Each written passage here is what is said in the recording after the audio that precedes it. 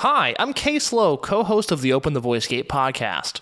The one question I'm constantly asked when it comes to Dragon Gate is how do I get into the promotion? Well, stop asking and start listening to the Open the Voice Gate podcast, released every Wednesday on the Voices of Wrestling podcasting network. For exclusive news and show reviews, look no further than the leader in Dragon Gate coverage, Open the Voice Gate.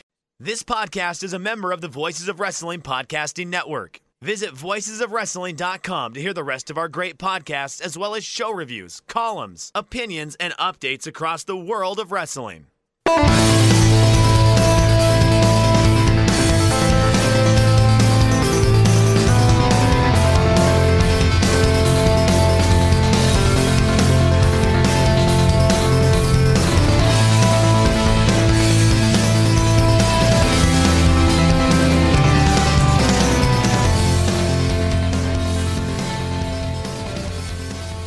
Hello everyone, and welcome to Music of the Mat Remix on the Voices of Wrestling podcast network. I am your host, Andrew Rich, and today I am joined by a returning guest.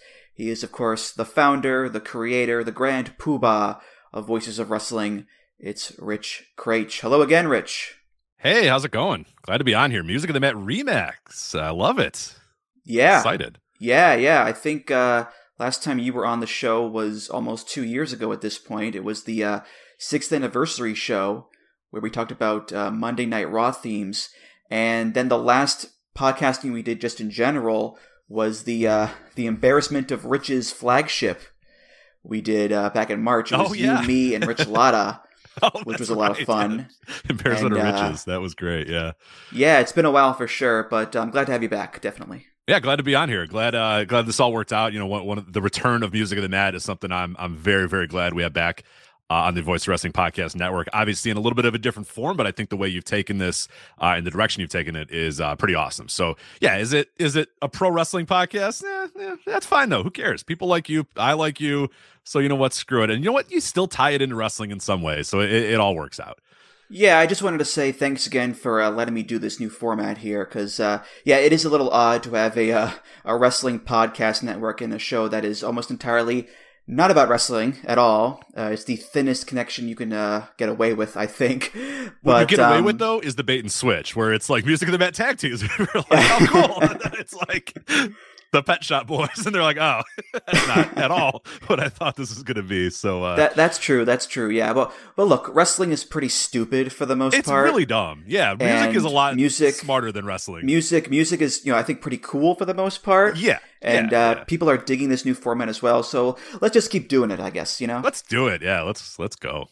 Yeah. And as always, I do appreciate you finding the time to be here, because you're always a busy man with the website and the Patreon and the apple picking and the Mountain Dew. So, Mr. No Days Off over here, always keeping busy there, Rich. Yeah, no apple. I haven't done apple picking yet this year. The problem that I've run into is it's so freaking hot.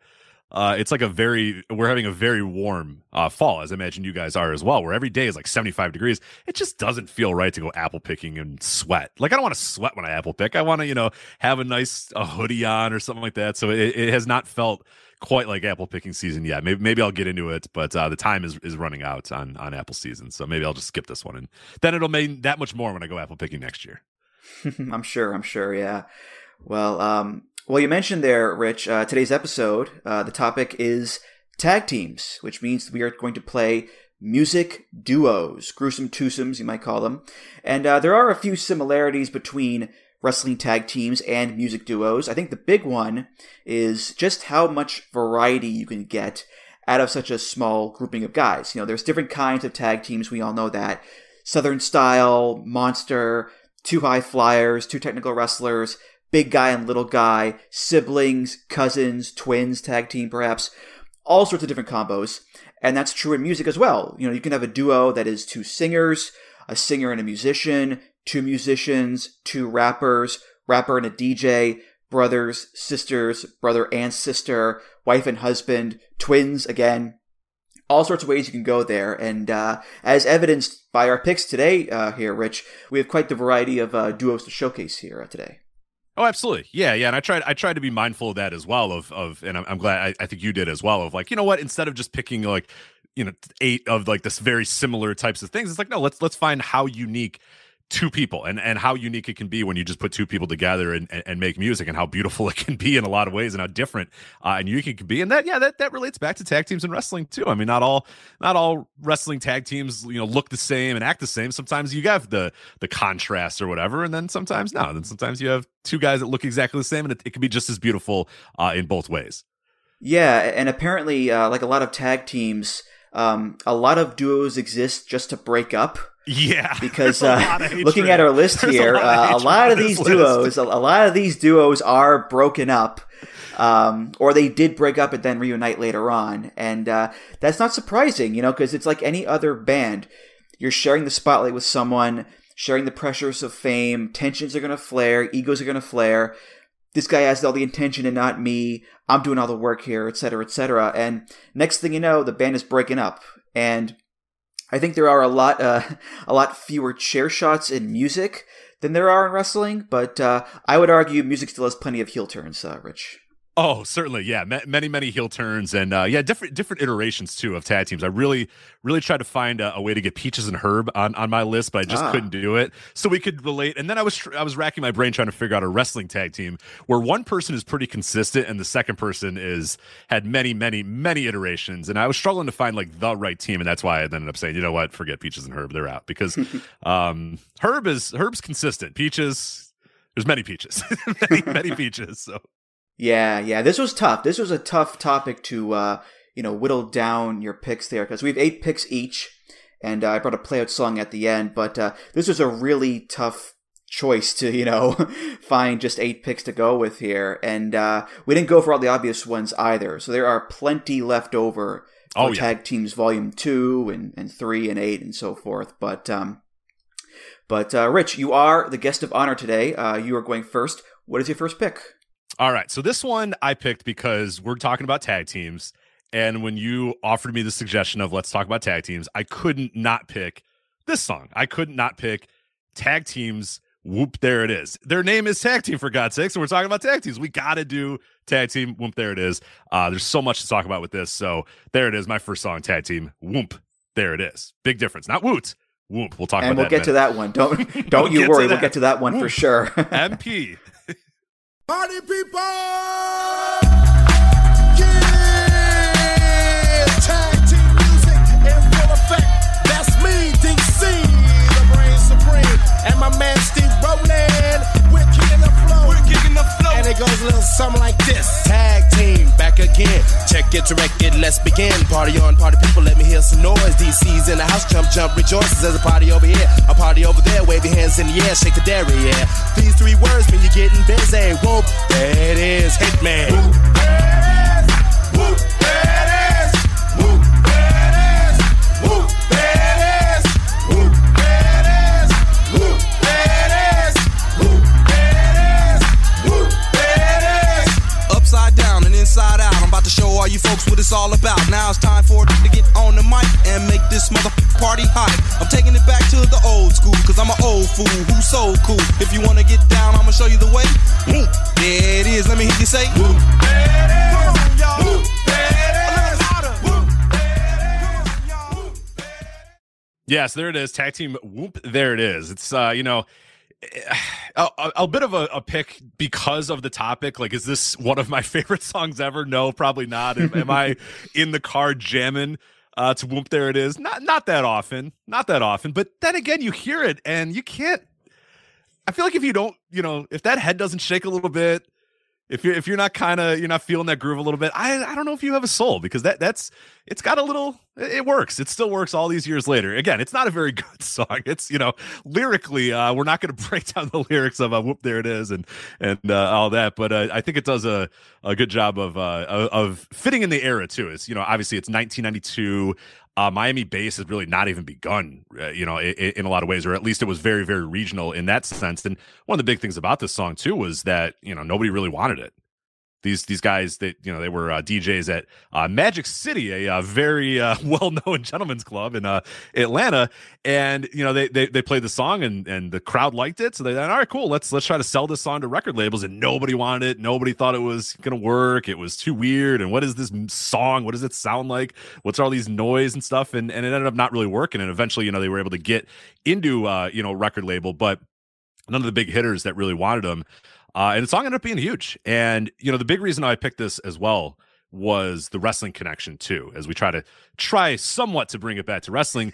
And that's because if you watch any wrestling show from January 1993 to like mid 1994, it ended on one day too. I don't know the exact day. I'm trying to pinpoint the exact day, but roughly any wrestling show you watch from that time period, something will happen and the crowd will start chanting, "Whoop, there it is."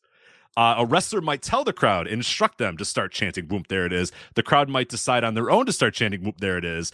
But no matter what, you watch any wrestling show from that period, WCW, WWF, does not matter. The crowd will chant, "Whoop, there it is," for some reason. It was ubiquitous with life. And then on one day, I don't know, July 10th, 1994, it stopped, and then nobody ever did it ever again. So I don't know what that day is. And my life's quest is to figure out what that day was. But a ubiquitous wrestling chant for a long time too. The "Whoop, there it is." Yeah, this is a Jock Jams classic. Like, we had the CD growing up in the household. It was with this and The Power, Gonna Make You Sweat, all those songs. And this definitely stuck around. I mean, I can't not remember this song. I can't recall a single verse in the song, mind you, but right. I can never forget "Whoop, there it is." Especially when they say it like 80 times in the song over and over again. But yeah, you mentioned the controversy earlier. There is another song that came out just over a month before "Whoop, there it is," called "Woot, There It Is" by 95 South. And I decided to bring in a clip of "Woot, There It Is" just to see how the two compare, Rich. Sure. So let's play a little bit of "Woot, There It Is" by 95 South.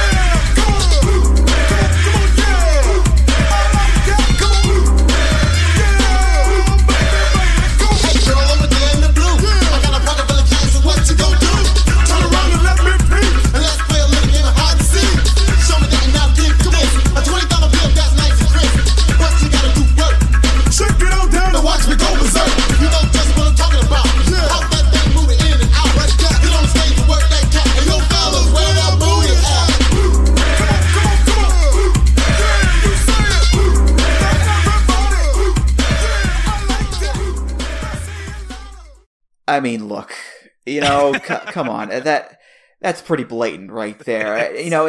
They do this song, and then a month later, "Whoop, there it is" comes out. Come on, man, and it's not like it's a case where you have the same title of a song, but it's different melodies, it's a different structure. No, it's basically the same. Right down to the butt references, and right. and 95 South have said repeatedly, they stole our song. That's our song. They stole it. And I don't blame them because they sound very, very, very close, Rich. No, they're definitely, yeah. It's there's a few differences here and there, but then you get to that chorus and it's like, oh, it's the exact same rhythm, the exact same pattern. Just replace "woot" with "whoop," and there it is, for lack of a better term, and there it is, and it is, I'm always been on 95 South's side here because it's like, no, this is a month prior, and it's pretty good, and the both bands, and I think especially tag team, would say, oh no, that's like a phrase, "whoop" and "woot, there it is." That's a phrase that people use, so it was a common phrase. So at some point we were going to, another band or another group was going to be able to get to a similar point, but it's like, no, it's exactly the same song, with very little differences. And one of the fun facts about this too, and I don't know how history did this. Arsenio Hall did a kind of a town hall with both these guys and said, okay, let's get 95 South in and let's get tag team in. And what we're going to do is you guys are both going to perform your songs, and the viewers are going to vote on their favorite by calling this 900 number or whatever. And this will be in a way to kind of determine, whose song is better or who was the original song or whatever. And I think it was all done to donate money, and it was so it was done in a decent way, and it felt like both groups were pretty happy to do it. And okay, yeah, it's fine. And they were both okay with the publicity at the time. On that Arsenio Hall show, 95 South won the vote. The viewers voted that Woot There It Is was better. But then I don't know what the hell happened in the world, but nobody knows about the 95 South song. Everybody knows about Tag Team. And now, the go-to 90s nostalgia band, tag teams everywhere. Scoop There It Is. There it is. Geico commercial recently. Like, they didn't call 95 South for that. They called Tag Team for that. I've gone to NBA games, and the halftime entertainment on 90s night is Tag Team. Like, it's never 95 South. And it's kind of turned a little bit as well, where 95 South was like, yeah, okay, whatever. We have similar songs. They stole it from us, but whatever. But then as the worm kind of turned and Tag Team became this, this song became just a giant hit for them. And it was really a one-hit wonder for Tag Team. Trust me, they don't have many others. But then 95 South was like, well, hold on a minute. Like, when we were both kind of, getting publicity, it was fine. But then this one group got all the publicity, and we basically got nothing out of it. So they basically stole our song, and now they got everything out of it. So I've always been on 95 South side on this, and the month prior coming out with the song really helps their case more so than Tag Teams. But yeah, it's fascinating how it got there. And yeah, you have to listen to the songs to really get, oh my God, yeah, these are very similar songs. Yeah, it always reminds me of, when Vanilla Ice used Queen's Under Pressure for Ice Ice Baby. And later on he was going, our songs are totally different. Their song goes da-da-da-da-da-da-da. My song goes da-da-da-da-da-da-da. Just two totally different songs there, It's totally different songs, yeah. Yeah, but anyway, my first pick here is something a bit different than that. It's a duo from England that I love a lot. It's Tears for Fears, Roland Orzabal and Kurt Smith. And they got a bunch of hits back in the day with Shout, Everybody Wants to Rule the World, Mad World, all those songs. But I went with one from their most recent album. Came out a couple of years ago. This is the title track from that album. This is The Tipping Point. Silver tongue will soon be gone when the sunlight hits the room. Lay down with them if you want. Watch their breath and feel the cold. Raise your hand, bite your tongue. Conversation is over and done. We let them out, we let them in. Will you ever know when it's the tipping point, the tipping point? So who's that ghost knocking at my door? You know that I can love you more. What's that shape climbing over my wall? You know that I can love you more. You know that I can love you more. So yeah, I'm a huge fan of these guys, and again, I could have picked one of their many hits from back in the day, but I wanted to pick a newer song like this one because I wanted to show that they're still on top of their game. The whole album is great from start to finish, but also it exemplifies what they're best at, which is making really catchy songs about depressing topics, because this song and the album in general really is about Roland Orzabal coming to terms with his wife's death, because his wife got sick and she died from alcoholism. And this song is about the tipping point of Roland no longer recognizing his wife after she's, gone too far. Who's that ghost knocking on my door? So, yeah, a bit of a left turn from Whoop, There It Is, I think. It's certainly a tale of two tag teams, indeed, yeah. Yeah, but still, I love this band and I love this song, Rich.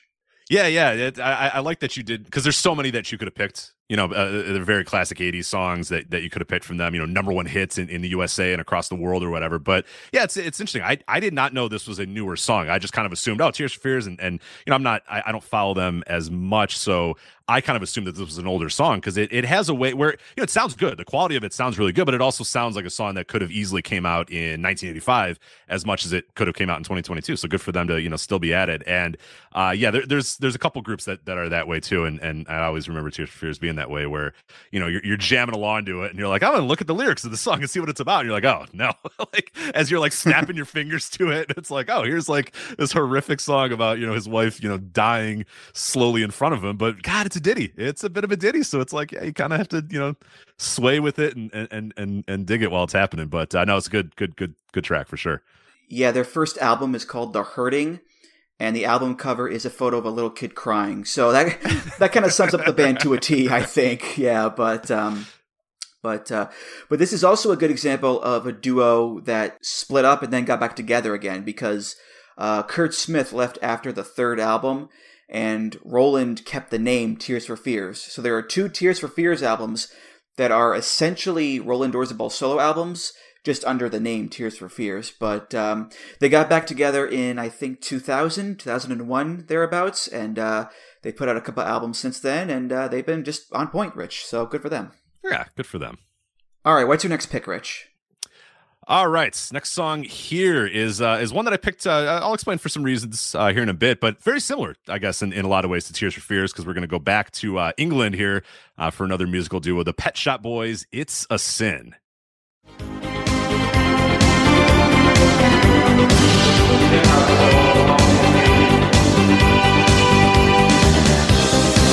When I look back upon my life, it's always with a sense of shame. I've always been the one to blame.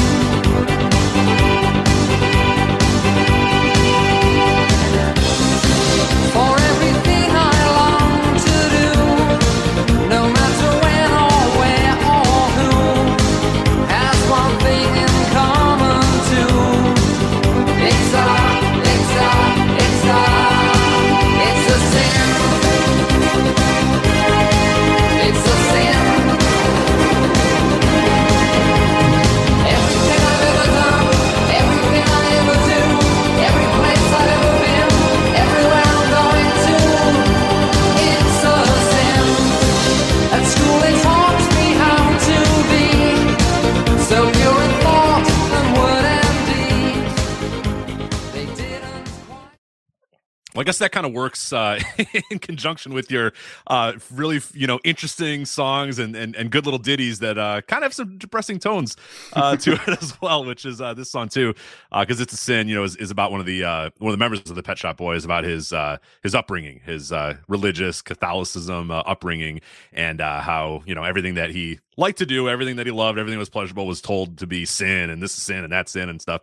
So just kind of rejecting that and but again, another song where you're like, it's a nice little ditty, and then it's like, yeah, well, I guess that was worked for that time period, definitely. But yeah, I've always really enjoyed the Pet Shop Boys, and that song particularly really, to me, exemplifies them in the best way, because it's just a lot of noise. There's a lot of different noise going on, but it all works. You know what I mean? There's so many things that you're hearing, and it all just kind of works in conjunction perfectly. And it all kind of comes together in this just perfect little song here that I love. I love this song, and really do enjoy the Pet Shop Boys too.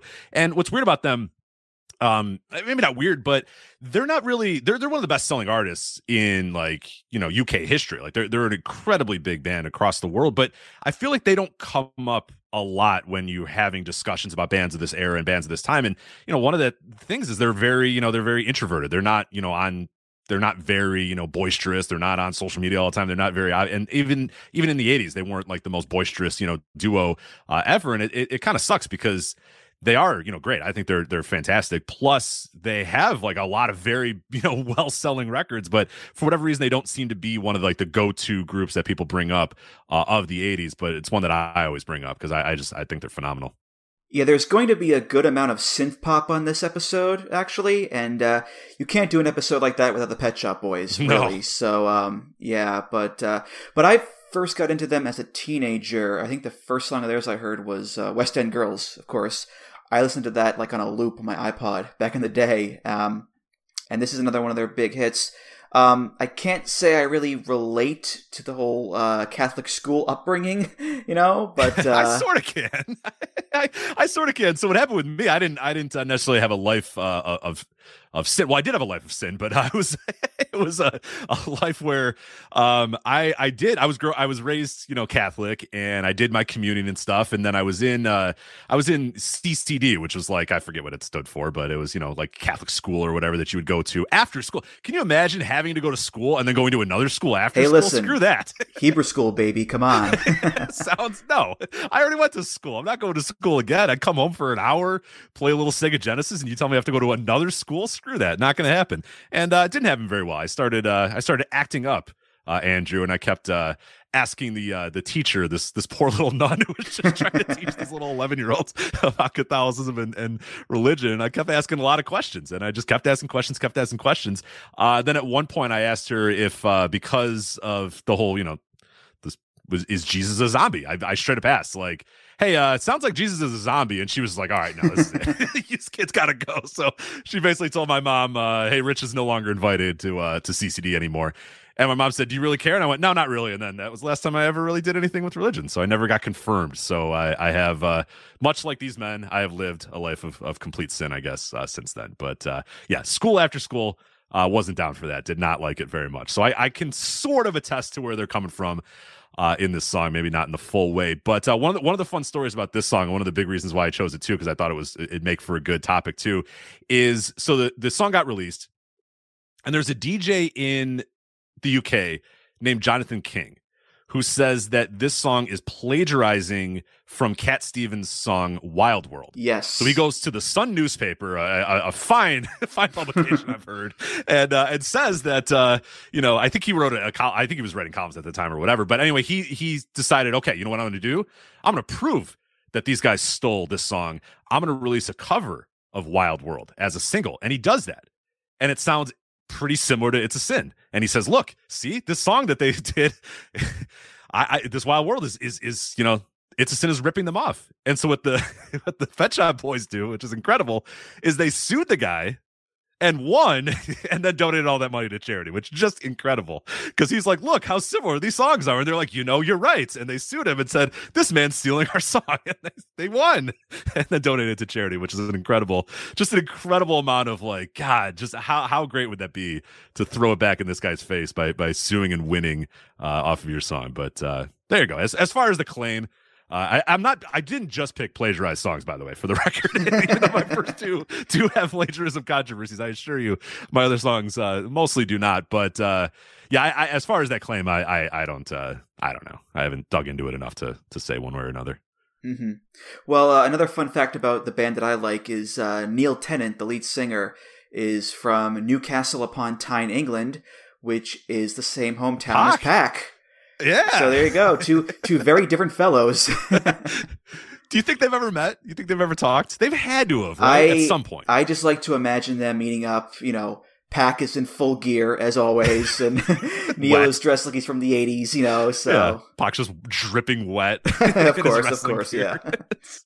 We have to find out if they've met it at some point. They have to have. I don't know why I think they have to have. There's no reason they would have to have met before, but I'd like to. I don't know. I'd like to think they've met at one point. So. If we can get the Pet Shop Bastards together, then that's license to print money. Then we got a supergroup on our hands, baby. Come on, license to print money there. Yeah, yeah. But okay, we're gonna go now from synth pop to synth pop here. My next band is called The Bird and the Bee. The Bird is Inara George, and the Bee is Greg Kurstin. And they put out a tribute album back in 2010 to another duo, Hall & Oates, which has a bunch of covers of their songs. But they also did an original song for that album, and this is that original song. This is called Heard It on the Radio. When we first met, it wasn't what you said, and still I love you like mad. I loved you like mad.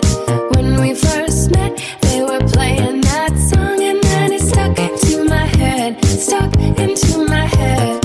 When we first kissed, you made it to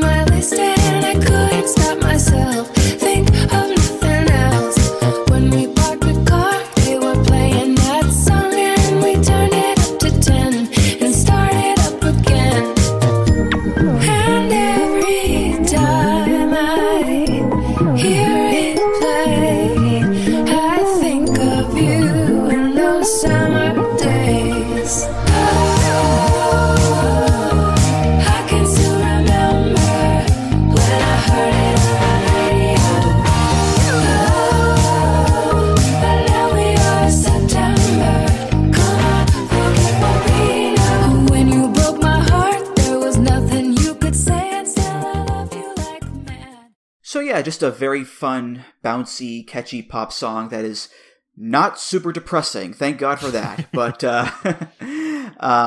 yeah, what I like about this song is it's not a cover of a Hall & Oates song, but it is itself a tribute to Hall & Oates and their music, because it sounds like a song that they would do, and the lyrics reference one of their songs, Kiss on My List, and it's about hearing their music on the radio and thinking about the good times associated with them. So it's, in a way, the ultimate tribute song, really. And yeah, Bird and the Bee, not the biggest band I could have gone with, but I dig them a lot, and I want to give them a nice little shout out there, Rich.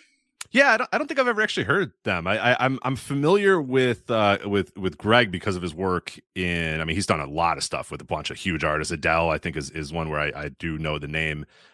But yeah, he's done a lot. So I knew of the name. I never knew of this group though, and I'm digging that song. So I'm actually after this gonna check out some of their stuff, because for some reason it just never quite hit my purview. It never quite hit my my radar. But I like what I hear, so I'm interested in listening to more.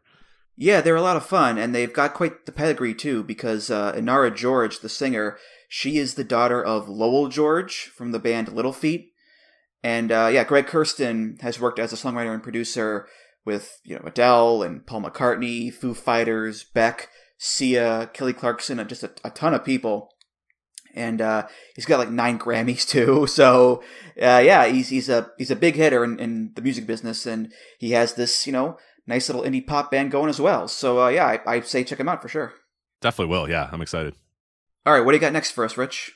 All right, so my next group here is a tag team that was formed online. It was formed on the internet, the early internet, the OK Player forums, which was an early kind of underground hip hop forum that in the early 2000s was a way where a lot of fans of hip hop that were really disenfranchised by what was going on in mainstream hip hop were kind of gravitating towards this OK Player forum. I believe it was started by Questlove of The Roots, and what would happen there is a lot of people would share demos. Hey, here's this, I'm working on this new song. What do you guys think? Hey, I've worked on this beat. What do you guys think? And what sort of happened is one guy that was posting about his raps and his band, Little Brother, met up with a guy from the Netherlands who was like, hey, I have these really cool beats. And they got together and, well, why don't we make an album? And there's no way, we don't have the money to fly together to get into the studio. So what we're going to do is, I'm going to write my raps. I'm going to send them to you. You're going to put them on beats, and we're going to make an entire album digitally, basically through email in the early days of I guess not necessarily the early days of the internet, but in a day that doesn't seem foreign today, but in 2003, 2004, that was a pretty foreign concept, and that gets us to the Foreign Exchange, and this song is called Happiness from their album Connected. Don't take much, I'm saying? Happiness in the right place, I guess. For real, yeah. Good people, good loving, good music in my life that makes me happy. Good people, good loving, good music in my life that makes me happy. So happy. Yo, you feel me? Hey yo, man, I don't ask for much. I just wanna chill at home and sip my drink out of my plastic cups. Even though my roommate had me mad as fuck, nigga be acting crackish, fucking up my money, hustling backwards. Financially, I took some hard blows, but shit, I also rocked some hard shows. Niggas came to check us out by the carloads, screaming my name like I scanned 1 million barcodes already. My squad flows till we all sweaty. We struggling to pay our bills, so we really can't ball heavy. And God knows I be calling on them, cause I be writing mad checks that might as well have Spalding on them. The shoulders of my team, I be falling on them, providing support to help the pain go away, and helping me to see the light like Toate standing by me. That's all I really need to satisfy me. It's just my beat, yo. Real. Good music in my life that makes me. Hey, yo, it's real easy. Yeah, so that's one of my favorite albums of all time as well. Definitely recommend if you enjoy hip hop, if you enjoy that little bit that you heard right there and you've never heard of Foreign Exchange, definitely recommend checking it out. A little bit of a double dip as well with this song, because this also features probably my favorite hip hop duo of all time. And I did not fit them in on this list because I just wanted to kind of change it up a little bit. But Little Brother, which is Fonte, the guy you heard rapping at the beginning there, and his partner Big Pooh. They're kind of not so they're a weird one, and this is the big reason why I didn't choose them as well, is because they started off as a trio, and then they lost their producer, left, but they stayed together. So it's like, is that a tag team or trio? I don't know what you want to call it, but that's a big reason why I didn't pick Little Brother as well. But I just love this song. I love this album. a lot. And as I mentioned, it's just a really cool story that these guys meet on this message board and essentially exchange beats and exchange rhymes through IM, instant messaging, AIM at the time, email, and then I think at some point just like literally putting it into an envelope and sending off the tracks. And then one guy would put the beats on that, and then he'd send it back to master. It was like a back and forth. And these guys did not meet. They did not meet until the album was released and completed and mastered and all that sort of stuff, which is always just a really cool story. And to be that way and to never meet and it be this incredible album in my mind, and one that was very highly rated by most places as well, really speaks to just how incredible these artists are. And they've continued to work together throughout the years. They've sort of changed a little bit. Like if you listen to later Foreign Exchange albums, it's a little bit more R&B based, where Fonte's doing more of the singing, and Nicolay, who's the producer from the Netherlands, he gets into a little bit more kind of the R&B realm. But I still think all their stuff is great, even their R&B albums. But this one in particular just really, really hits me, and I think it's just an incredible album. Yeah, I had never heard of this band before, or this song, obviously, but this was a toe tapper for sure.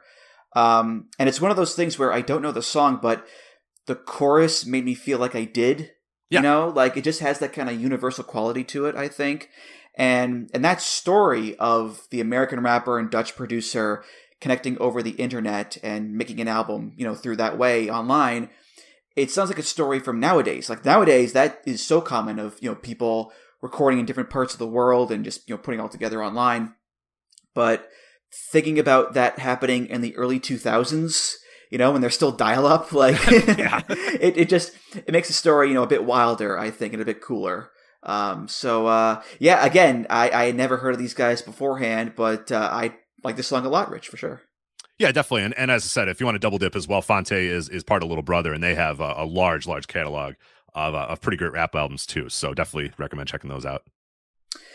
Well, my next pick is proof that the only thing hipper than a pair of robots is a pair of French robots with their digital baguettes and their holographic berets. It's Daft Punk. Who else would it be? And this one they team up with another DJ named Todd Edwards. It's off of the album Discovery. This is Face to Face.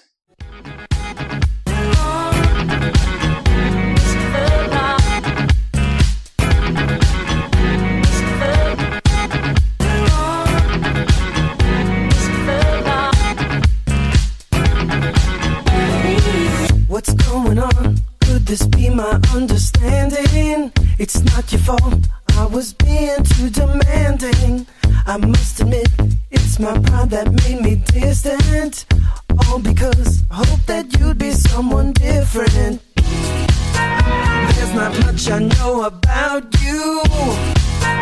Fear will always make you blind. But the answer is in clear view. It's amazing what you'll find face to face.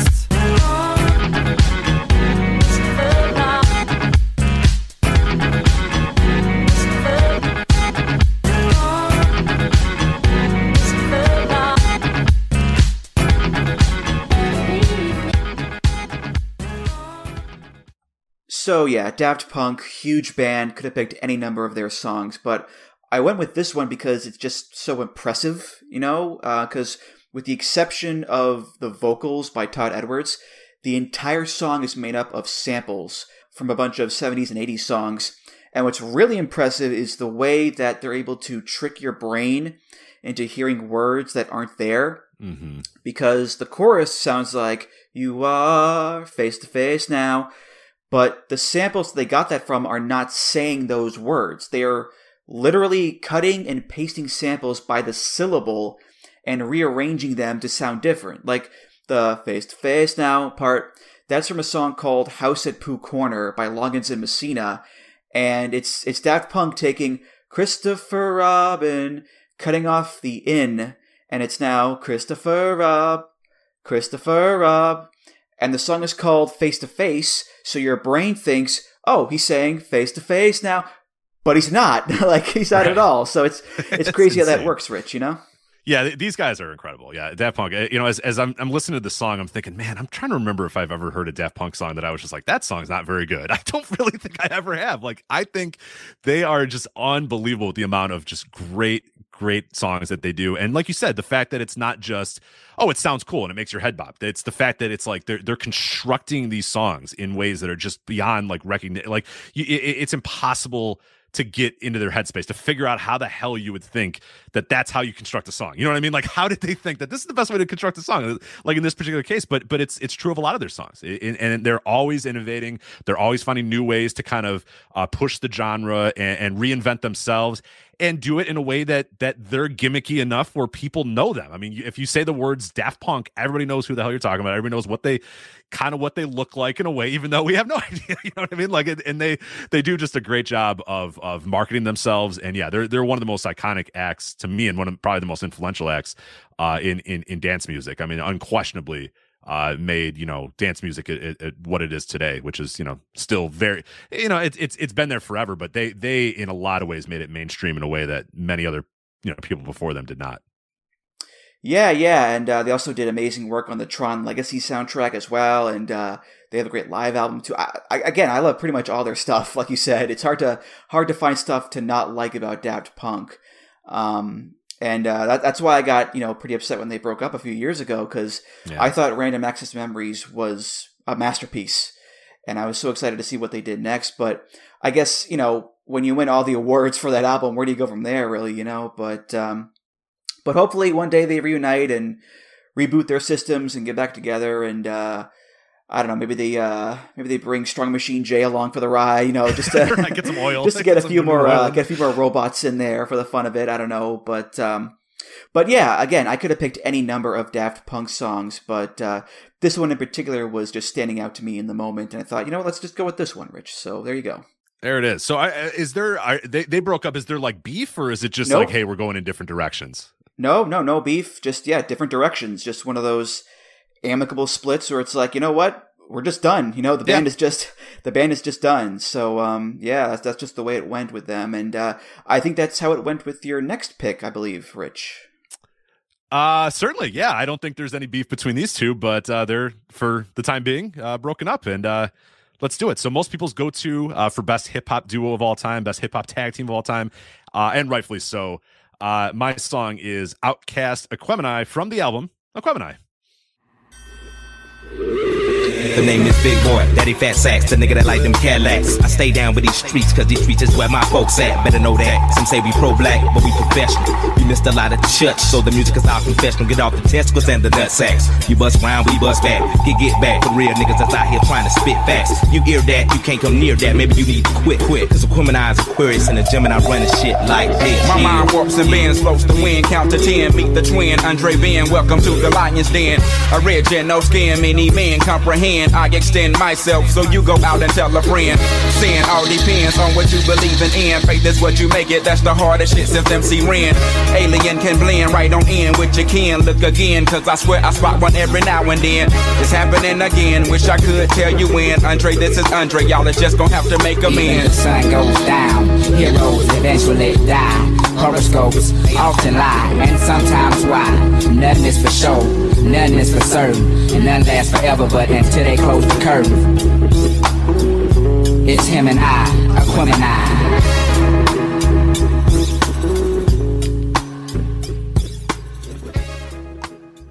Yeah, so that's one of my favorite verses, and to me, one of the, maybe the greatest verse in rap history. I'll talk about it here in a minute. But what I think makes Outkast stand out to me, and the reason why I picked them as well, is that, you know, they're the go. A lot of people, if you said, hey, who's the best rap duo of all time, a lot of people are probably going to say Outkast, and rightfully so again.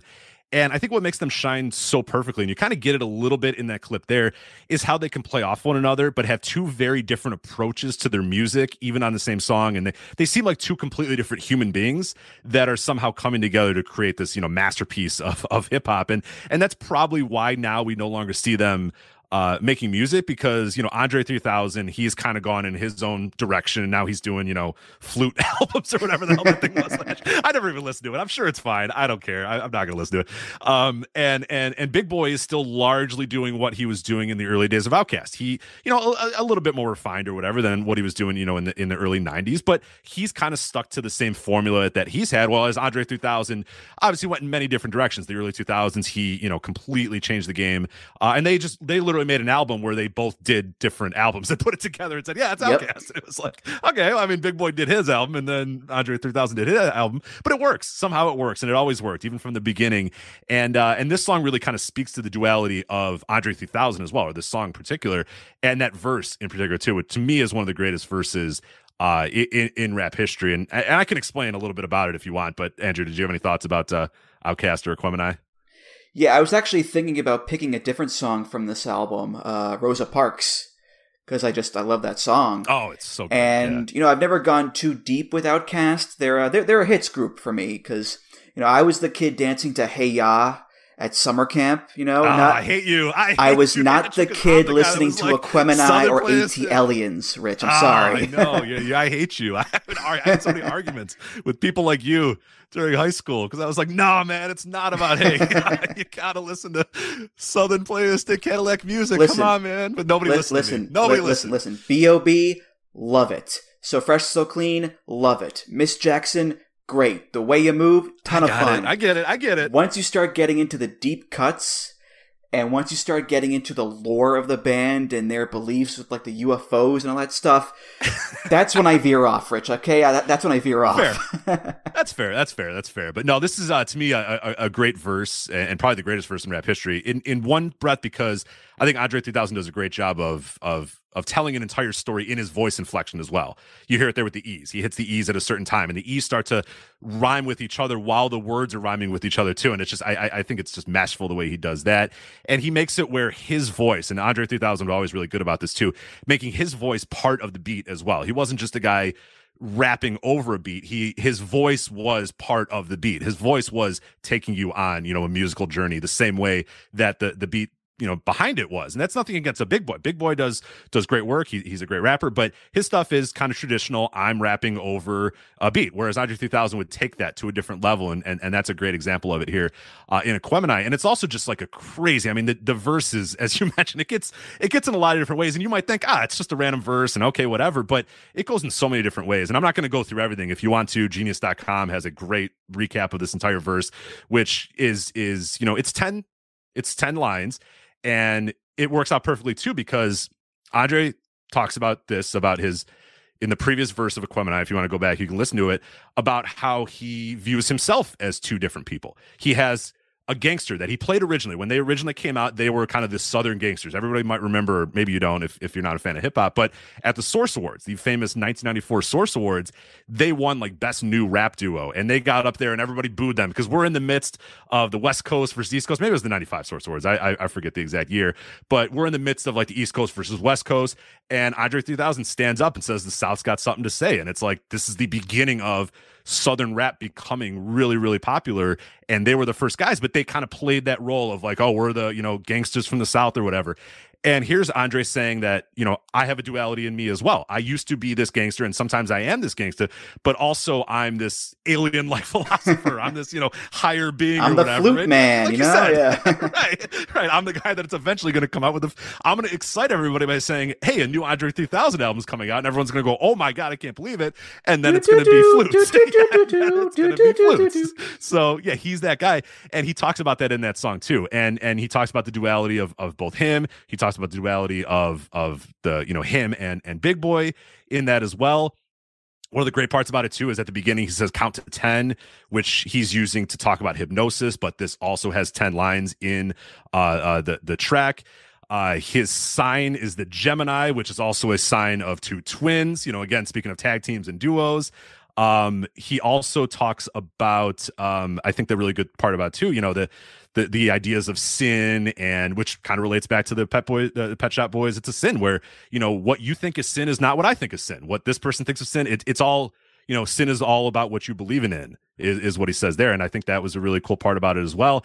And there's also a little bit of like, look out for aliens, because someone, aliens are living among us and stuff. But, I think it's a great verse. And like I said, go to genius.com if you want really the bit by bit of it. But I think when you take it in totality with the 10 lines, the count to 10, the voice inflections on the E's, what he's talking about, the duality of him, the duality of him and Big Boy, you take it all in, and it just, I find it just phenomenal. And these guys are just incredible artists as well. And still, not still making great music. Or I don't know. Maybe the flute, again, I don't know about the flute. I don't know if it's good. Maybe it's good in a flute way. But no, I'm a big fan of Outkast, and they're definitely a common pick if you said the go-to for the best rap duo of all time. Outkast is probably gonna get nominated plenty of times. Yeah. I mean, we all know I'm not the big rap guy around these parts, but I'll never deny their talent. Those guys are super, super talented. I mean, the speed of Andre 3000's rapping on B.O.B. is just insane whenever I hear that song. And I know him and Big Boy, they reunited, I think it was like a decade or so ago for a couple different things. But I don't think they've ever officially said, this is it, we're never getting back together ever again. So they might, reunite again in the future, perhaps. I don't know. Yeah, I hope, but it definitely feels like they're in very, very different worlds. And you started to see that, like I said, you started to see that even as Outkast was still together, they were going in their very different directions. And that's why you get the Speaker Box and the Love Below, which is just literally a double album of both guys making their own album. It's two solo albums smushed together and branded as an Outkast album because the label thought it would sell more copies.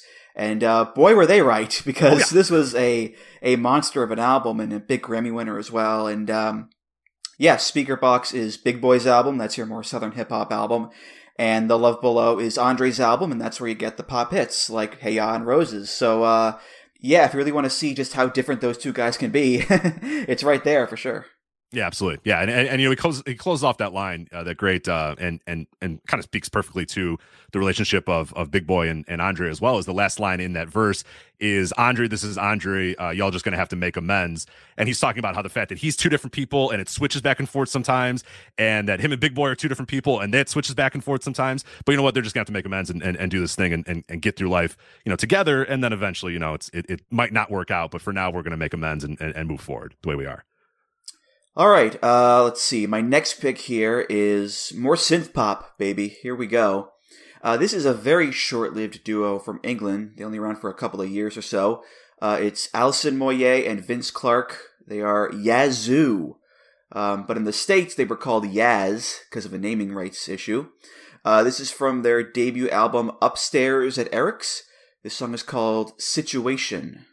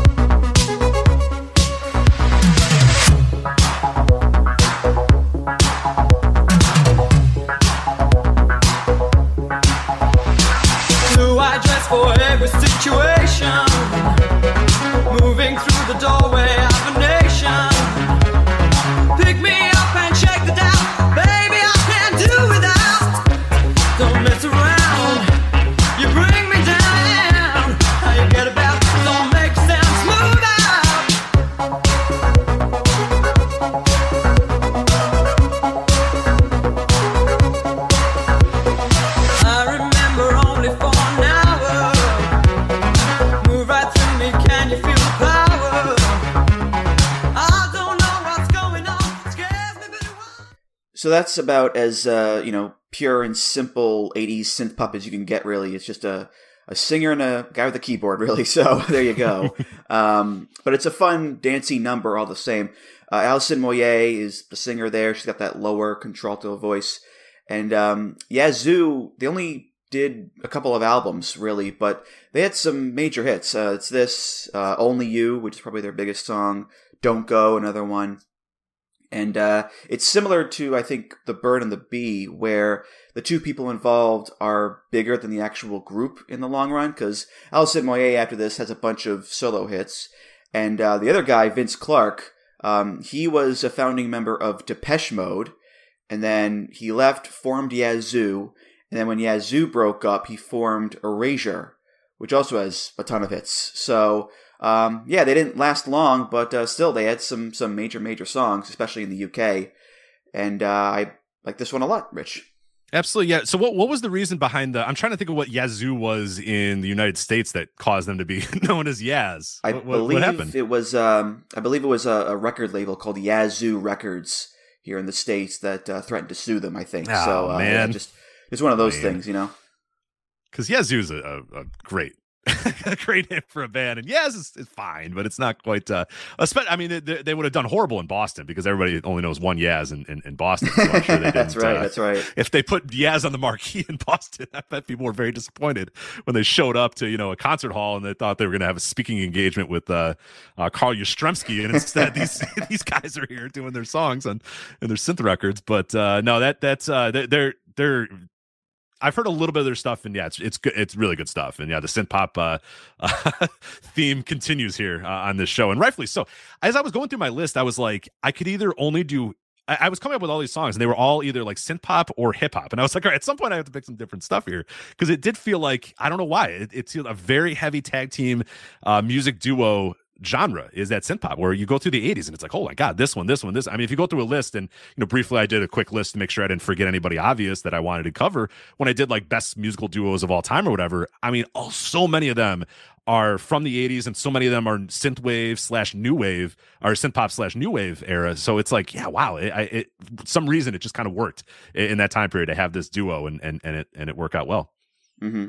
Yeah, I think soft rock is another one, and folk rock too. I think those are two big duo genres as well. Yeah, but a fun fact about this song here: Alison Moyet's laugh that you hear in the song, that was sampled about a decade after this song came out by this sort of well-known song. Maybe you've heard of it. It's called the Macarena. Never heard of it. At the beginning of the Bayside Boys remix of the Macarena, you can hear this woman laughing. That's her laugh. That's Alison Moyet's laugh from this song. So, yeah, it's pretty incredible how you have this English synth pop duo that had their own hits and did very well in their short amount of time, but they've been immortalized in someone else's song that just so happens to be one of the most omnipresent, unstoppable songs of all time, let alone the 90s, yeah. Rich. It's incredible. I never knew that. You were blowing my mind. That is incredible. But now I hear it. Now that you played that song, and now I'm hearing the Macarena in my head, and now I hear it, and now I see the Democratic National Convention people all dancing to it, or Microsoft executives dancing to it. If you didn't live through the Macarena, man, I don't know how to possibly explain the Macarena, but it was...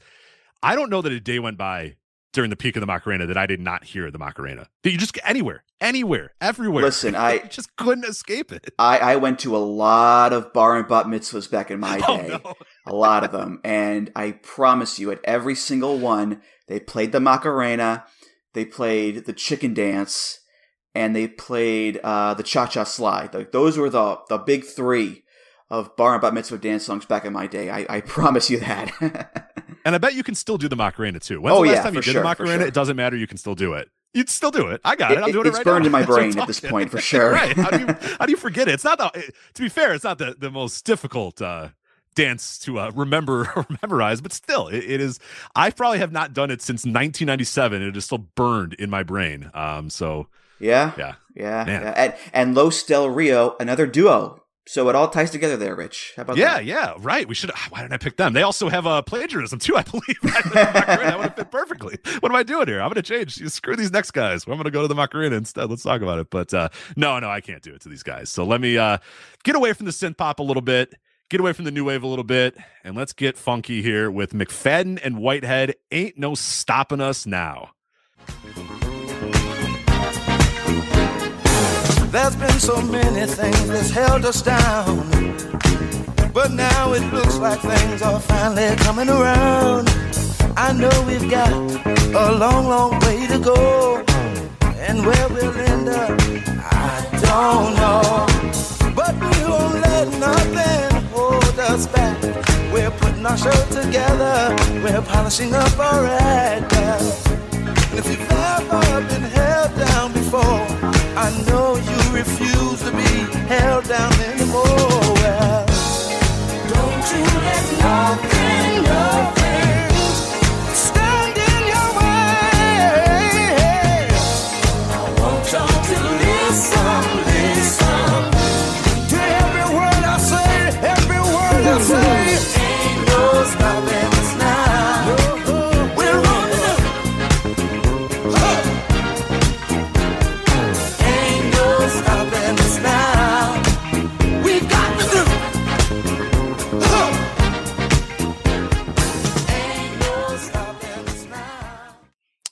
right, there you go. So I love this song. Great jam right here. Another song that I think you can't possibly have a soul or a pulse if you're not jamming a little bit and bobbing the head a little bit and maybe start doing a little dance or whatever. Love this song. Really enjoy McFadden Whitehead as well. A great kind of late 70s disco, funk, soul, whatever you want to call it, track. It kind of fits all those genres in a lot of ways. And it's probably, more famous. It's been sampled a ton of times. It's been covered a ton of times.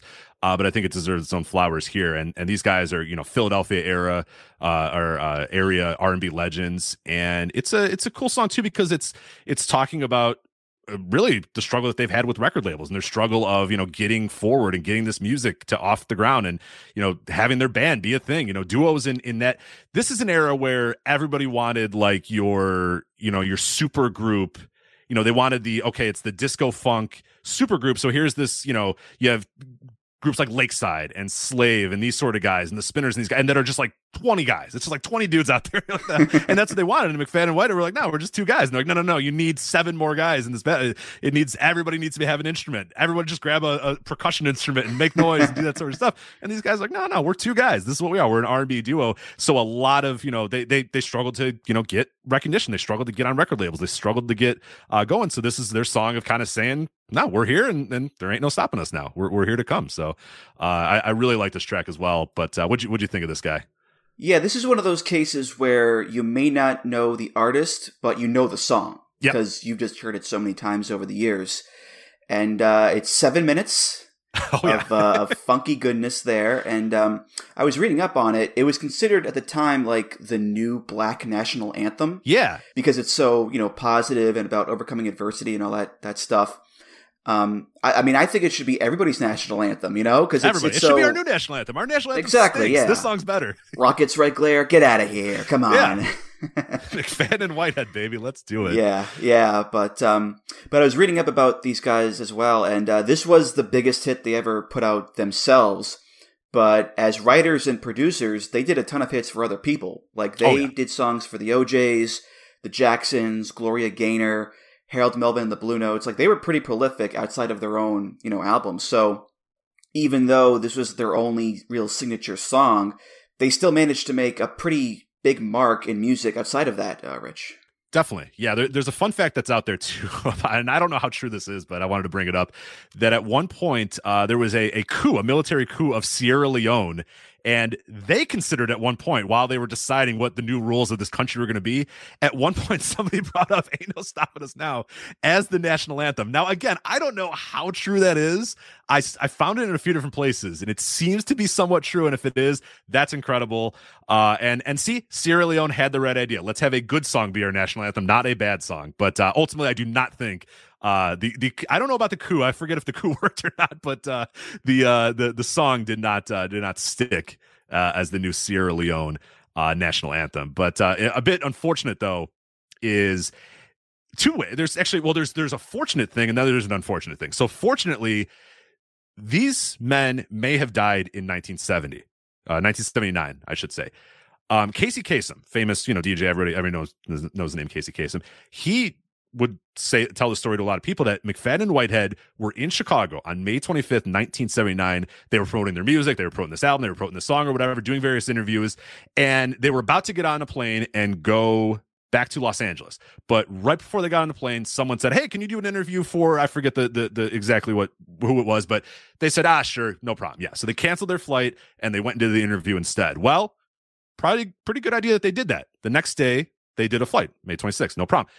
May 25th, 1979, American Airlines Flight 191 takes off from O'Hare International Airport and crashes shortly after takeoff, kills all 258 passengers plus the crew. A very famous plane crash in my area because it's not far from me. It's not far from the Allstate Arena. There's a plaque that memorializes it or whatever.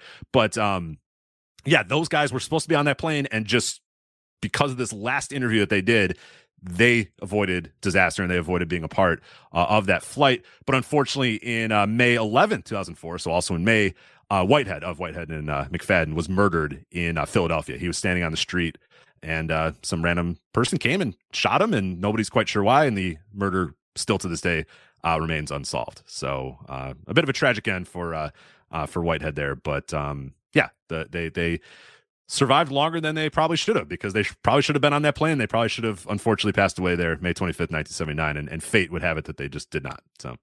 Mm-hmm.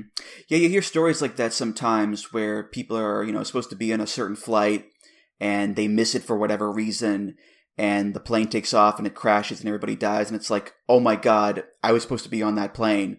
If I wasn't a few minutes late, if there wasn't some sort of mix-up, if I didn't, misplace my keys at this exact moment, I would be dead right now. And it's just crazy to think about. Yeah, I think musically speaking, the most famous story is, of course, Waylon Jennings was on tour with Buddy Holly and Richie Valens and the Big Bopper. Yeah. And there was only so much room on the plane to get to the next show. And Waylon Jennings gave up his seat to the Bopper because Bopper had the flu and he didn't want to take the bus because it was too uncomfortable. So Waylon was like, all right, take my seat. I'll take the bus. It's fine. And the plane crashes and Buddy Holly and Richie Valens and the Big Bopper all die. It's the day the music died, the American Pie, that whole thing. And Waylon was pretty torn up about it for many years afterwards, as one would be. How do you not? When you cheat death like that to such a massive degree. Right. It's crazy, and that was the case with these guys. McFadden and Whitehead, they cheated death to a major degree. It's crazy to think about, Rich.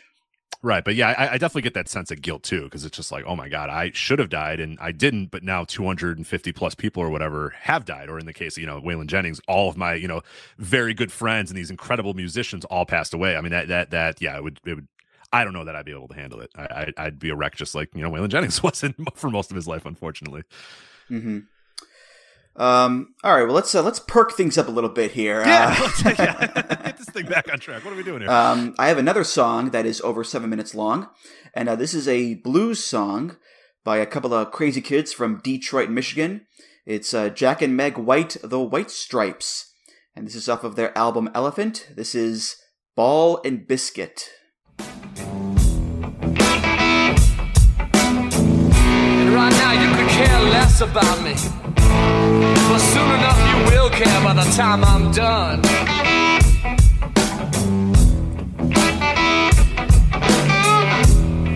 Let's have a ball and a biscuit, sugar, and take our sweet little time about it.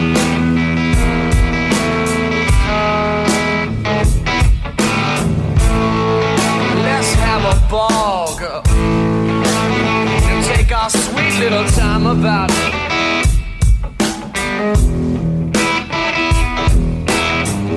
Tell everybody in the place to just get out, and we'll get clean together, and I'll find me a soapbox where I can shout it. Yeah.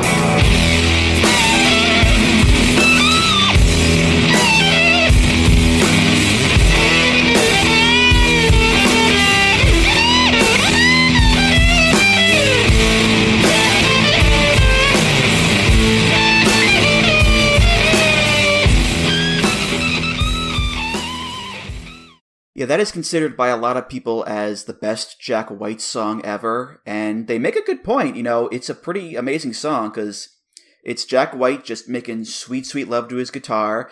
You got the sultry blues licks in there, and then these explosive head-banging parts in there as well, and it's a 7.5-minute blues song that still feels very brisk and exciting, too, so that's really great. And then there's Meg White, who, she's gotten a lot of shit over the years for her drumming. I never really had a problem with her. Like, my feeling is she's not the best drummer ever, but she's the best drummer for this band. Yeah. Like, her minimalism is perfect for a garage rock band, and I think it's a perfect mix with Jack and his energy and what he brings to the table. So, I never really felt any fervor towards Meg White, I guess. So, there you go. And the White Stripes, I like them a lot. They've since broken up, again, amicably. Meg retired and just didn't want to be in the spotlight anymore, which is totally okay. And Jack is still doing his thing with his many projects out there, Rich. Yeah, I'm with you. Kind of stay out of the way because, Jack's going to be doing a lot of stuff, so it's like, yeah, just keep it simple, keep it basic. I mean, I think that's fine. You don't want someone making a bunch of noise in the background there because you're supposed to be kind of focused on his voice and his guitar and that sort of stuff. So I kind of agree with that as well. I have an interesting Jack White story if you'd like me to tell it. Oh, please do. Okay. So I don't know if you know about this. I think if you're local to the Chicago area, you might know this story, but there's these things called Moldoramas. Now, I don't know if there's a Moldorama at your local zoo or your local museums or whatever. It's a Chicago-based company, so probably not. There probably was one in like 1972, and it has since been thrown away. And like in 1975 was probably thrown away. But for some reason in Chicago at our various museums, and particularly at our zoos, everybody knows them at the zoos, we have these machines called Moldorama. And what it essentially is you go up to this very old looking machine. It looks like it's from the 50s, and they still make them, and it looks like it's from the 50s. And you go up and you pick whatever shape you want, whether you want a polar bear or a toucan or a snake or whatever. You click, you put your dollar in, you select, I want the polar bear, and then a thing of plastic gets shot, and then it gets, pressed and molded, and then it shoots out, and then you go and pick it up. Now, this thing, it's not hot to the touch, but it's warm to the touch. You touch it, and you're like, yeah, this is recently melted plastic that I'm touching here. And what's mostly particular about the Moldorama is it has a smell, and it has an iconic smell. And if you know the smell, and you're listening to this right now, and you've ever smelled a Moldorama plastic toy, you know the smell. I can't describe the smell. It just trust me. It smells a certain way, and it hits you, and it sticks with you forever. Well, somebody that it stuck with forever was one Jack White, who went, I believe, to the Brookfield Zoo at one point, saw one of these Moldorama machines, went, pretty cool. So he put $1 in or whatever, clicked polar bear or toucan or whatever the hell he picked, and out spit this weird smelling, kind of warm polar bear. And he went, I love this. I want more of this. So he found out that the company was still in business, unbelievably to him and to everybody, that this company is still in business, and said, can I have one? Can you make me one? And they made him one. So in his record studio, Third Man Records, there is a Moldorama where you can go in and put some coins in or put $1 in, and it'll spit out a guitar, a plastic molded guitar that smells weird and is kind of hot when you pick it up. So just an incredible thing. And it even says it on there. It's like, we made this specifically for Jack White or whatever. But the idea that man smelled that melted plastic at Brookfield Zoo and said, I want this in my life forever, is pretty incredible. And now everybody can get that joy. So, hey, if you're ever at Third Man Records making music with Jack White, throw $1 in there and get a weird, warm smelling red plastic guitar. Yeah, that's the thing about Jack and Meg as well. Couple of odd ducks for sure. I mean, they used to be married and then they got divorced, but they kept the band going. And that in and of itself is an interesting story. But they also decided to pretend to be brother and sister. Like, for some reason, they were kayfabe siblings for their public personas. And it's one thing to do that when you're strangers or like good friends. It is. To do that as former lovers, though, it's a bit strange there, Rich. Real Ken Shamrock, Ryan Shamrock energy out of this. Yes. Oh my God, that is. I don't like it. That is the perfect analogy for that. Oh my God. I don't like it. I'm still very creeped out every time I see the Ken and Ryan Shamrock thing or whatever. But no, that's it's a good point to bring up. And Yeah. But yeah, they've been broken up for well over a decade by now, and they're still around in some way because Seven Nation Army is on this album, and I swear to God, you cannot turn on any sports game or go to any sports game and not hear that song being played. I mean, it is omnipresent. It's everywhere. Every sport. It's in wrestling. Like every wrestling chant nowadays is da da da da da da. Like it is inescapable, my God. And they've got a bunch of great songs besides that one, but for some reason, Seven Nation Army just latched onto people, and it's going to be around forever at this point, I think. High school football games, high school basketball games, high school soccer, professional soccer, college lacrosse, name a sport, name a grade or a profession, and the song is ubiquitous throughout it. It's non-stop. Every single sport, constantly, wrestling, non-wrestling, it's all over the place. Yeah, it's pretty crazy. Yeah, for sure. But all right, what's your next pick there, Rich? All right, well, I did a little bit of a Chicago story there for us, so now I'm going to get to a Chicago band, a band formed just outside Chicago in Zion, Illinois. It's Local H, and it's their probably their biggest hit. Well, no, not probably their biggest hit, definitely their biggest hit, Bound for the Floor.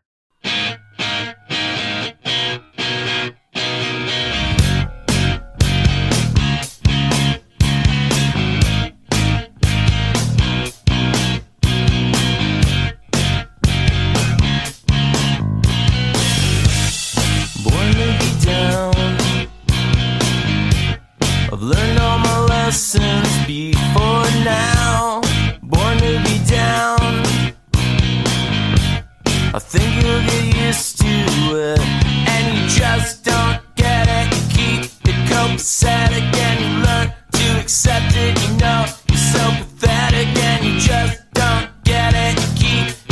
pathetic and you learn to accept it. You know you're so pathetic and you don't. When you don't. When you don't. When you don't. Born to be down. Yeah, so Local H, they started as a band, like a full-on band with, you know, a guitarist, a vocalist, a drummer, a bassist, all that sort of stuff, lead guitar, all that sort of stuff. And little by little, you know, they started as a high school band, kind of forming, and then little by little, guys left for various reasons, and they stuck with it as a duo, as a two-piece. It's Joe Daniels, the drummer in that song, and Scott Lucas, who's the guitarist and vocalist. And they just said, the two of us, we're fine. We'll make all this song on our own. We'll do all this on our own. And they did. And these guys, you know, this song comes out in, 1994, and it's like, or sorry, 1996 was this song, but yeah, it's a duo. And unfortunately, Joe Daniels has since left the band, but they continue. Scott Lucas is still in the band. He is still the central member, and they still do the two-piece setup, which is, I can tell you, I have seen them live several times, and they're always playing around Chicago, and I'll talk a little bit about that in a bit. But there is no musical duo, and I am positive of it. I promise you can find any others, and I promise you there is no two people that make more noise than Local H does throughout their band. I mean, when you see a live performance from them, they kill it, and there's so much noise coming, and it's so fucking loud, and you will not believe that there are two people making all that noise, but they do. And Scott Lucas has incredible energy all the time, and they go through a bunch of people. And I think the current drummer, I don't even know who the current drummer's name is. He's just like nobody. I mean, he's just some dude. I don't know. Ryan Harding, I guess is his name. Good for him. Doesn't matter. Nobody cares. Ryan Harding. It's Scott Lucas that's really kind of the energy of the group, but he's the lead singer here in Bound for the Floor. And I just love the fact that these guys make so much, it's such an aggressive song. It's so loud, and there's so many things happening, and you realize it's just two guys making all that noise and all that music, and this obviously being their big hit that I think everybody knows, but they're still making new music even today. But this is the song that I think if you say Local H to anybody outside the Chicago area, this is probably the song that they know. Yeah, not many hit songs have the word copacetic in the chorus No. there, so pretty unique in that sense. Yeah. Yeah, this is 96, so it's towards the tail end of the grunge movement. And two things I did not realize about this band. One, that they're a duo. I had no idea. I thought they were a bigger band. And two, when I think of stereotypical 90s grunge band, I get a certain picture in my head. Pale white dudes, moppish hair, dour look on their face. And when I watched the video for this song... Not the case. Joe Daniels, the drummer... Black guy with dreadlocks. Yep. Had no idea. Grunge, a very white-dominated genre, and here's this black guy with dreadlocks just pounding away on the drums. So, yeah, another mark of uniqueness for this band there, Rich, for sure. Absolutely, yeah, and just a very unique, tag team in the rock space, and as I mentioned as well, they're a great live band. And what's awesome too is for people that live in Chicago is that because they're local here, they will do shows at they'll do shows at the main, venues and stuff. They don't do stadiums, of course, but any of the main kind of top tier music venues they'll do. But they'll also just do random street festivals too. So there was one a couple years ago where I couldn't believe it. I told my wife, I was like, "Did you know Local H is playing it's called the Aviva Block Party?" It doesn't mean anything to you, but maybe to some people in Chicago. It's just this random thing that's done outside of a pizza place every September, and usually they have cover bands or just and I'm not disrespecting cover bands, but that's kind of the level that they have. It's usually just hey, here's these guys and they're going to play songs from the 80s, and it's oh, okay, great. And I was like, Local H is playing, do you believe that? And they're like, no way, it's impossible. And it was great because we went and everybody there was expecting insert random cover band. They're expecting it's going to be, someone that's going to play, random Guns N' Roses songs, or someone that's going to play, generic cover songs. And then these fucking guys go out there and just make so much noise for 3 hours. And you could see people at first they were like, oh my, this is not what we expected. And this is a street festival. So people are supposed to be talking and mingling. There's no talking and mingling when these guys are playing. It's so loud. It's just reverberating across the entire place. And little by little though, people got into it. And then people little by little, there was obviously people that were there knowing that Local H was going to be there and loved it, but there were also people that were a bit taken aback And that's what's awesome about them is they can go and play a music venue, and they can also go and play your local street festival, and just they bring it every single time. They're one of the best live bands I can ever. So if you're ever somewhere and Local H is playing, and they tour across the country as well, definitely go, because you are going to be blown away by the amount of noise that these two guys make. And it's not just noise for the sake of noise; like they're really goddamn good too. But it's. They'll come out and you're thinking, okay, where's the other guys? And it's just these two guys, and then they just shred for 3 hours. And they do long shows too, really, really long shows. All right. Well, if I'm ever out your way there, Rich, I'll keep an eye out for Local H for sure. Yeah, they might be out in. Let me see if they're out near. They're traveling all over the place. But yeah, come on by. They'll be playing a street festival near me at some point. So. All right. Well, my next pick here, we are going down under. We've got a couple of Aussies. Darren Hayes and Daniel Jones, better known as Savage Garden. And this is from their self-titled debut album. This is I Want You.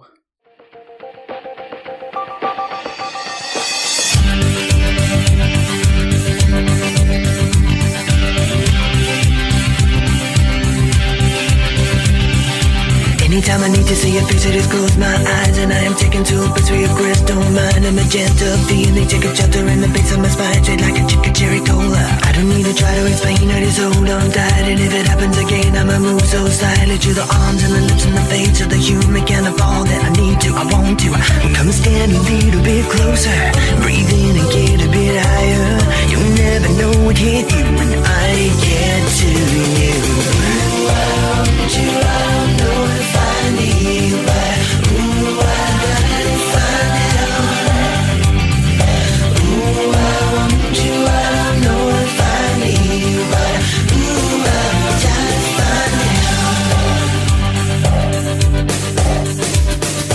I'm the kind of person who endorses a deep commitment. Getting coffee, getting perfect is what I live for. But I look and then I smell a perfume, it's like I'm down on the floor. So yeah, another band, just 2 albums and they're done. And the first one here is the big one with Truly, Madly, Deeply. That was the big ballad on there. But I always like this one more. Yeah. Because I just prefer its zippy quality to it. And I have to say, we talk about Andre 3000 being a fast rapper. Darren Hayes is going a mile a minute in this one here. Yeah. Anytime I need to see a face, I just close my eyes. Chicken cherry cola. Every time I try to sing along with this song, I get tripped up every single time. It's impossible. So, you can't do it. Kudos to him for keeping along with the rhythm the entire time there, Rich, for sure. That's a great. I love Savage Garden. Is it like I'm old enough now. I don't have to pretend to not like Savage Garden. I'm old enough. I can like Savage Garden, but like they were always like this weird, because in that era, like they were kind of I don't know.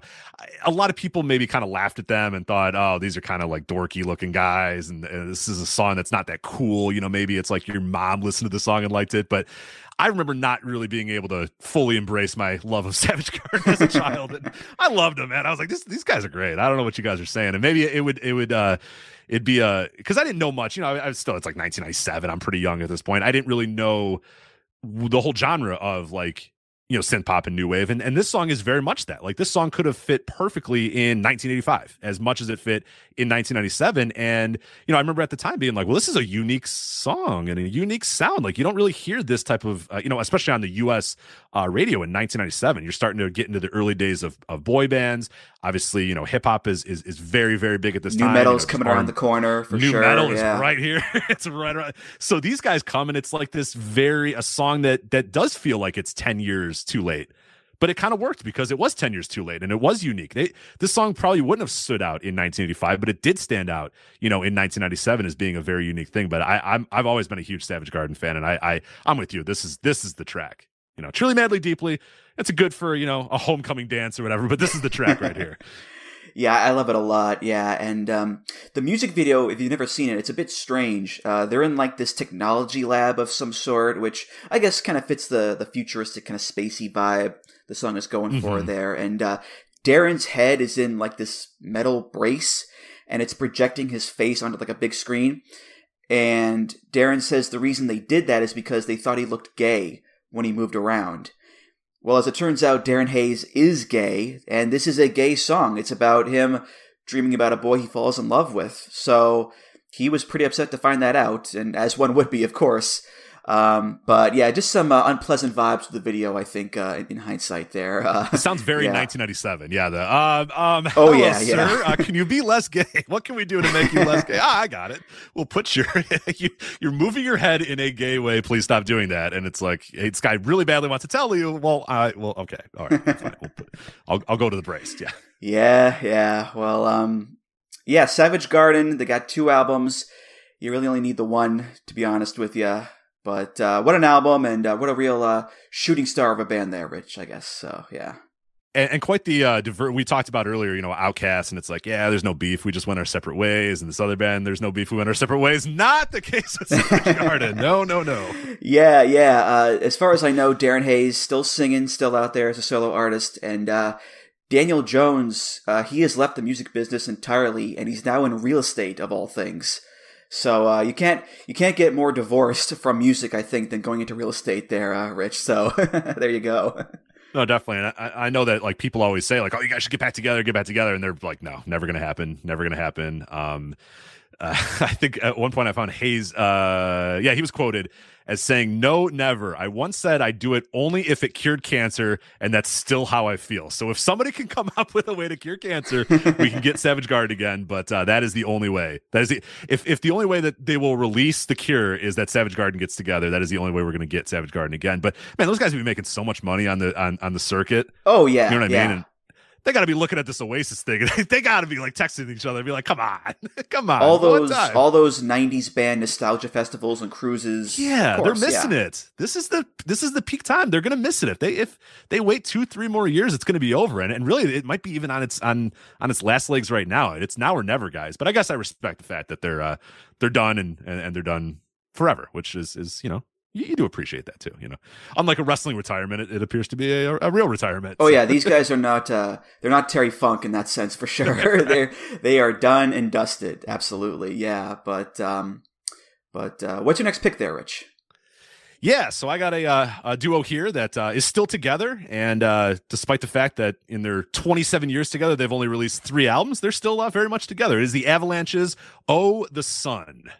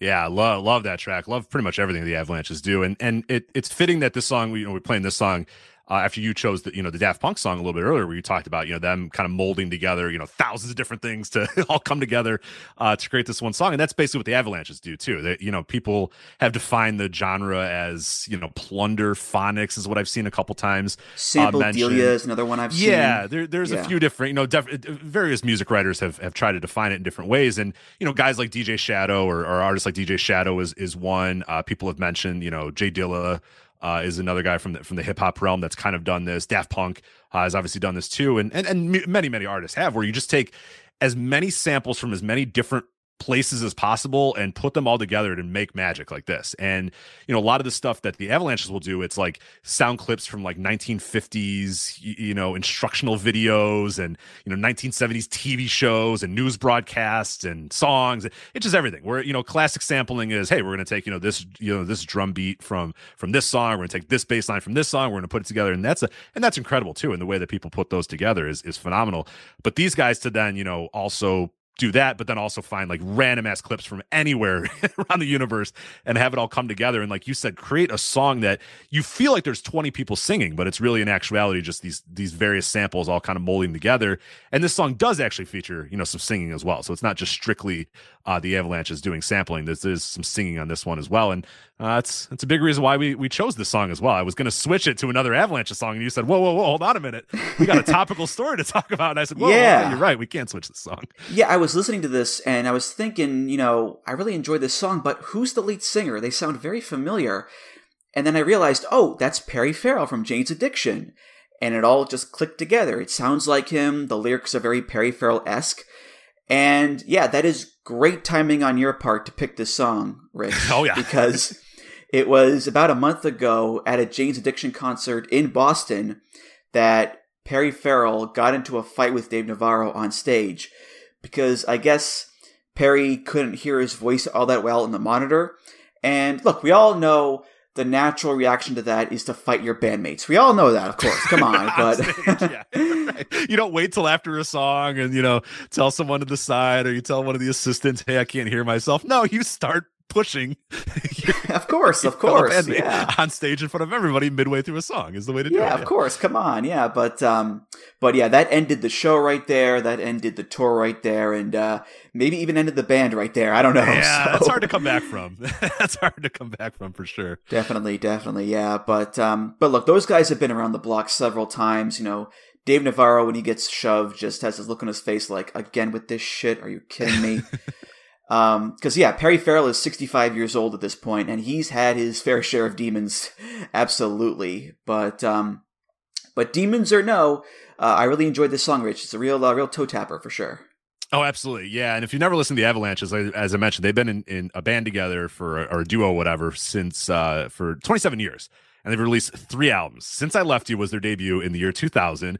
They waited 16 years to release Wildflower in 2016. And then only 4 more years to release We Will Always Love You in 2020. So they make sure to take their time before they release albums. And it works because like Daft Punk, as I mentioned, I think pretty much every Avalanche song is pretty incredible. And all their albums are just complete, non-skip. Every single song is well worth your time. Yeah, I'll definitely seek out more of their stuff, definitely.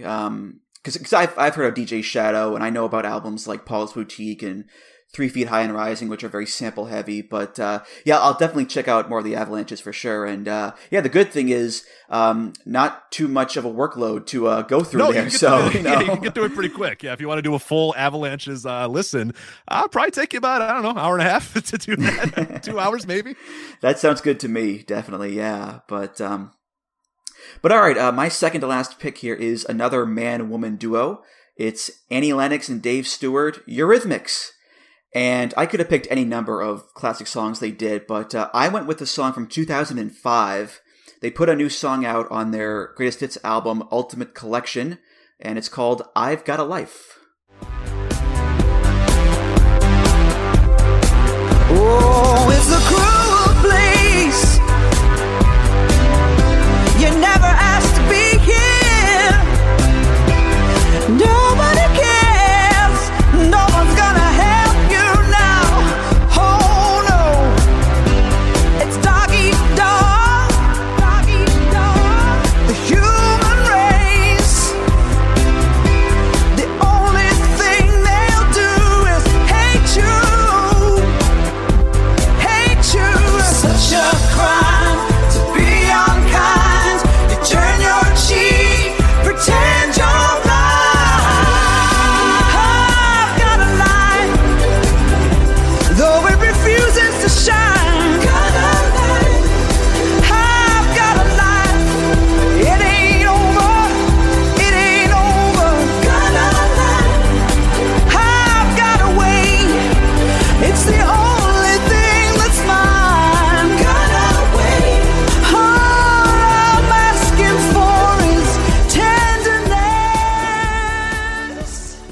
Yeah, I'm a big Eurythmics fan, and I'm just a total sucker for the scintillating, empowering dance pop song like this one here. And Eurythmics have quite a few of those in their catalog for sure.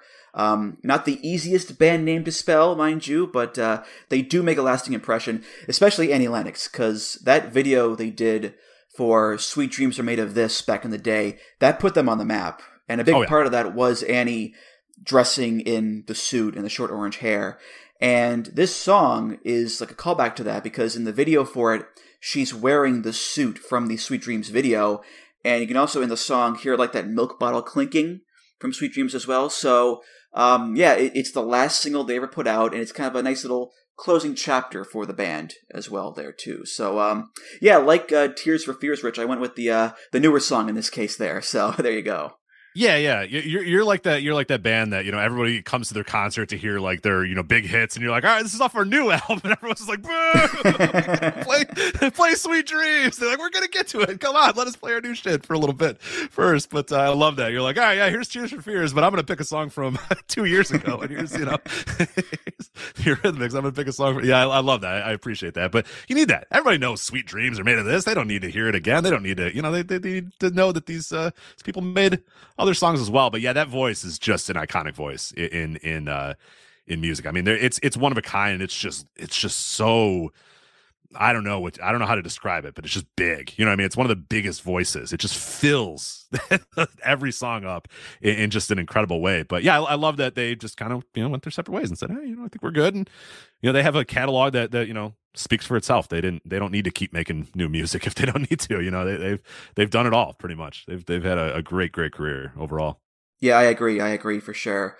And they haven't been fully active since 2005, but they do the occasional, one-off performance here and there over the years. And they're still great friends too, which is always nice to see. And I don't have much else to say about them because they're Eurythmics. They're amazing. What else can you say about them at this point? So there you go. Yeah, but all right, Rich, what is your last pick? All right, I'm going to end with probably the most formative duo for me in terms of my music listening and what would influence the way that I would listen to music for the rest of my life. It is Black Star's Definition. Where they paint murals of Biggie and cash we trust, cause this ghetto fabulous life look pretty, what a pity. Blunts are still 50 cents, it's intense. Street sense is dominant, can't be covered with incense. My presence felt, my name is Quali from the eternal reflection. People thinking MC is shorthand for misconception. Let me meditate, set it straight. Came to the conclusion that most of these cats is featherweight. Let me demonstrate, walking the streets is like battling, be careful with your body. You must know karate, you think your soul is bulletproof like Sade. Stop acting like a bitch already, be a visionary, and maybe you can see your name in the column of obituaries. Third grade teacher reading and talking about I knew he'd amount to nothing. Neighbors like he was the quiet type. Who'd have thought they was frontin'? Talking loud like you and RCA. Get carted away with body parts and trays. What a way to start your day. Yo, it's like 1, 2, 3. Most heavens I live quality. We came to rock it on to the tip top. Best alliance in hip hop. Why oh? I said 1, 2, 3. It's kinda dangerous to be an MC. They shot Tupac and Biggie. Too much violence in hip hop. Why oh? I said my head keep on making it. Brooklyn keep on taking it. So relax with the give me back. Red Hook where we're living at. Yeah, so that is as Black Star. It's Mos Def and Talib Kweli are Black Star. That's the actual name of the group, but most people just call them Black Star. Two up and coming rappers at the time from New York. They tagged up. Became a duo, one of the most iconic hip-hop albums of all time, particularly in the kind of backpack rap underground genre, which really needed to exist at this time. And, it kind of informed the way that I listen to music for the rest of my life, because I kind of found myself becoming really in tune with that sort of backpack movement, which is essentially just the, kind of socially conscious lyrics, like, and that song, right there, it's in the smack dab of 1998. And one of the big lyrics is, too much violence in hip hop. These guys are trying to speak out against all the violence in hip hop in the wake of both Tupac and Notorious B.I.G. Being murdered. And the way that a lot of people did was like, oh, okay, let's just go into like doing party songs. And mostly one of the guys that led that was one Puff Daddy, and he partied. He partied all right. He partied a lot. See, I'm on the right side of history, because I was always like, I don't know, I don't like this Puff Daddy guy. I like these guys, and I'm on the right side of history again. I just had to wait 24 years or 27 years to get there, but I was right. So, but no, it's just I this genre of hip hop really kind of helped me become, and that's what led me to listening to, going back and listening to A Tribe Called Quest, which I, did not grow up with, and going back and listening to De La Soul, and going back and listening to, the Native Tongues, supergroup, which is A Tribe Called Quest, De La Soul, Black Sheep, those sort of guys. And that's what led me to finding Little Brother, which ended up being, my favorite hip hop duo of all time. It led me to finding Foreign Exchange, which I mentioned, made my favorite album of all time. And yeah, just, that kind of informed how I was going to listen to hip hop and I was going to listen to music forever. And I still think of myself like the genre that I listen to the most is like this style of hip hop, whatever you want to call it, conscious hip hop, backpack rap, whatever you want to call it. It's come under many different names, but that's essentially been the one that I most closely align with, I think. Yeah, I think I've seen more of Mos Def's acting than I've listened to his music. Like, the most I've listened to Mos Def is when he's actually a guest on songs by bands I listen to. Like, he's on that Massive Attack song, Eye Against Eye, from the Blade 2 soundtrack.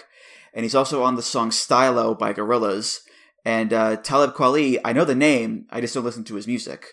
But I did recognize the melody of the chorus, the 1, 2, 3, da-da-da-da-da-da, because that's from a song called Stop the Violence by Boogie Down Productions with KRS-One. Yep. Which is very appropriate because, like you said, the song is about stopping violence in hip-hop.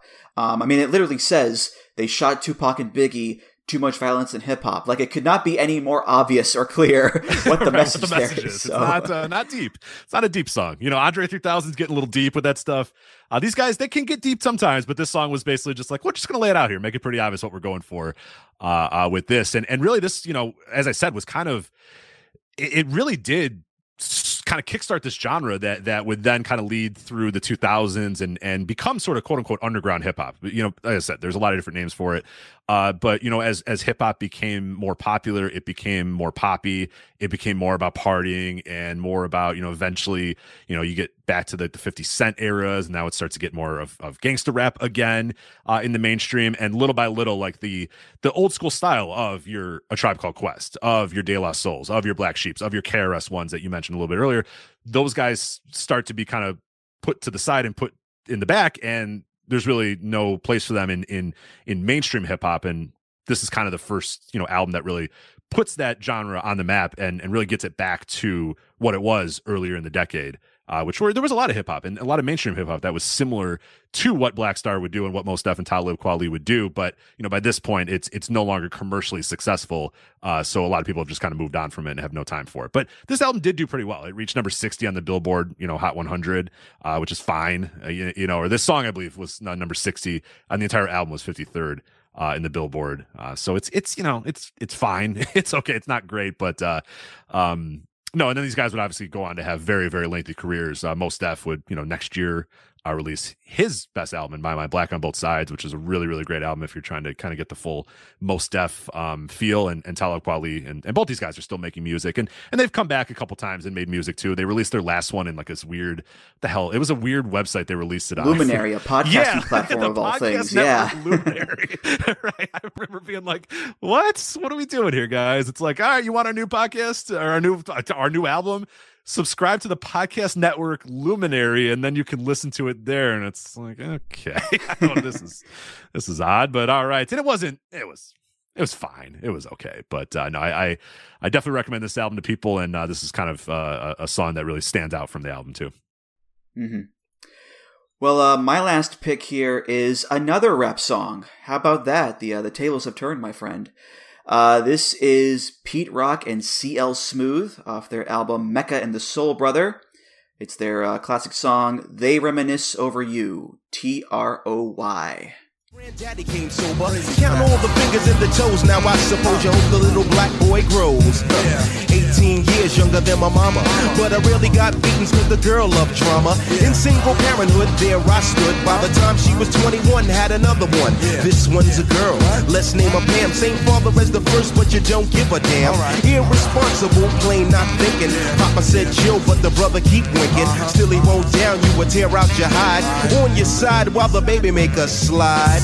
But mama got wise ties to the game. The youngest of 5 kids, hun, here it is. After 10 years without no spouse, mama's getting married in the house. Listen, positive over negative for the woman, a master. Mother Queen's rise in the chapter. Deja vu, tell you what I'm gonna do when they reminisce over you, my God.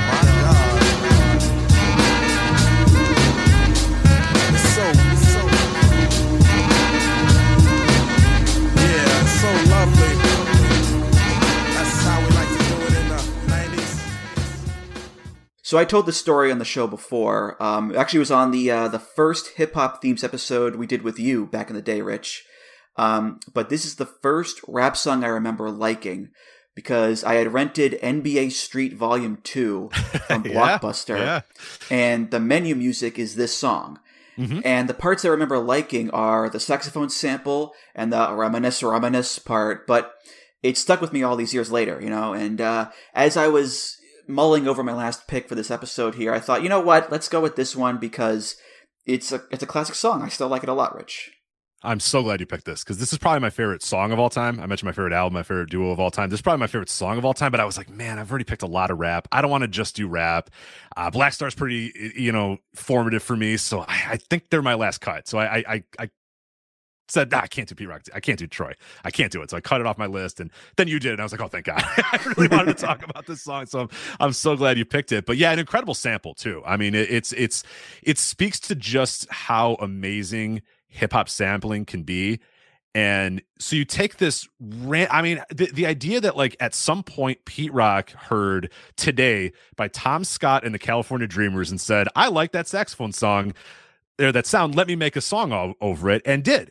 And that's, that is what you're hearing there, the saxophone there, and a lot of the rhythm part of that is from that song Today, Tom Scott and the California Dreamers, a 1976 record called The Honeysuckle Breeze. It's like, what? How did you find this? And that's one of the great things about hip hop production. 1967, by the way. Yeah. Not 1976 like you said there. So. Oh, sorry, 1967. Correct. Yeah, even later, even more kind of obscure and weird. But yeah, it's one of the best things about, and one of the things that made me love this genre of hip hop the most, whatever you want to call it. Some people call it, golden age hip hop or jazz rap or whatever, sample based rap or whatever.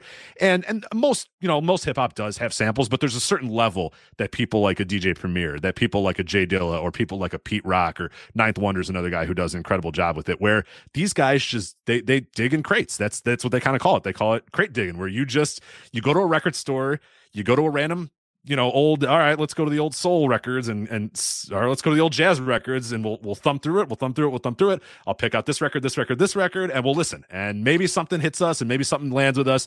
And Pete Rock's always said with this song, like he had a friend that passed away, and he was feeling down in the dumps. He was depressed about it. And then for some random reason, he heard this random ass song and heard that saxophone and said, yeah, I got it. I'm going to make the song off of this. And it's so cool. And that's some of the things that I love about sample-based hip-hop. And there's a great series. I think Mass Appeal is the site that does it. I think these are still on the internet. I think they're on YouTube.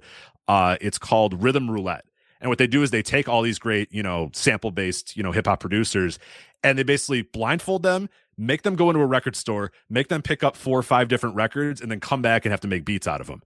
And sometimes they put them on there and they're like, oh, dear God, what if I pick? There's no way I can make something out of this. They always make something out of it. And it's always really good because it's like these guys are masters. And it's unbelievable to hear, be able to hear one little bass line, one little drum kick, one little whatever from a song from 1967 and say, yeah, you know what? I can make this into a beat. And then you grab something from this, you grab something from this, you grab something from this, going back to our Daft Punk or our, the Avalanches thing. It's similar where you just grab all these different things and it's like a mosaic where you grab all these different sounds from all these different genres and put them all together and you make magic like this song, which is just, it's this one's not as complex of a sample-based song, but it just grabs one song, but it grabs the perfect part for a perfect song for this moment. And just, it works so well. And CL Smooth does a great job with the rhyming on this one. And unfortunately, this is a duo that they don't necessarily see eye to eye anymore. And I don't know if it's exactly like they hate each other. It's just they don't love each other, I guess is the best way to do it. They always say like, nah, it's not about drama. Nah, it's not about that. And everyone's like, well, then go back together. And they're like, nah, I can't do that either. So it's something. I don't know what it is, but I don't think it's ever going to come back together. I don't think Pete Rock and CL Smooth will ever come back together. But they'd have two big albums, Mecca and the Soul Brother and The Main Ingredient. And I really recommend everybody listen to those if you liked what you heard which you heard there from They Reminisce Over You, because they're phenomenal. They're really great. Mm-hmm. And I didn't realize until recently that the Troy they're rapping about is Troy Dixon from Heavy D and the Boys. I guess they were on tour and it was after a show and they were on this like raised exit ramp and Troy fell off of it and he died. He was like 22 years old when he died. And yeah, I had no idea he was a fellow rapper they were talking about in a pretty prominent group too, Heavy D and the Boys back in the day. So yeah, pretty crazy stuff. Yeah, I forget the exact story of how it happened, but I think it was like somebody, like a barrel. Yeah, somebody pushed like a trash barrel down the ramp, and he got on a ledge to get out of the way, and he slipped and fell, and that's how he died. So yeah, just a stupid, unnecessary death, really. Yeah, just crazy awful, sad. Yeah. Mm-hmm. Yeah, it's 22 years old. I'm looking at it right now. 22. Yeah, way too early. Mm-hmm. All right, well, those were our picks, and that was the Tag Teams episode. Rich, thank you again for being here. Always a blast whenever you're on. Little depressing at times, I think, but hey, that's the way it goes with tag teams sometimes, you know? It's not always... all tag teams. It's not all good with tag teams. They break up sometimes. They lose titles sometimes. It's not all, it's not all... Not all good. Sunshine and roses, Not all good, for sure. But regardless, a fun time as always, Rich. Thanks so much, man. Yeah, thank you. I had a blast. Any plugs you want to give? I'm sure you got quite a few there, so the floor is yours. Oh, yeah. Of course, Voices of Wrestling Podcast Network. Make sure you subscribe to the entire network on your podcast app of choice. We also have feeds for individual shows. If you're for some reason not subscribed to the Music of the Mat remix, I don't know why you're doing that. You should do that right now. Come on. What are you doing? How are you not subscribed to this podcast on all you should really subscribe on all podcast apps to get those download numbers up. So just every app you have, Apple Music, Spotify, Downcast, Overcast, Upcast, Leftcast, put them on all of them. Make sure you get Music of the Mat remix as well as Outkast, the Voice Wrestling Podcast. Even Outkast, them. all of them. Bother them for a subscription, I guess. Yeah. Right. Hey, big boy. Subscribe to Music of the Mat remix. Maybe he does. Who knows? But no, definitely Voice of Wrestling Podcast Network, voicesofwrestling.com as well. The website, plenty of pro wrestling content there. And I also do additional stuff for our Patreon, flagshippatreon.com, which is the flagship, myself and Joe Lanza.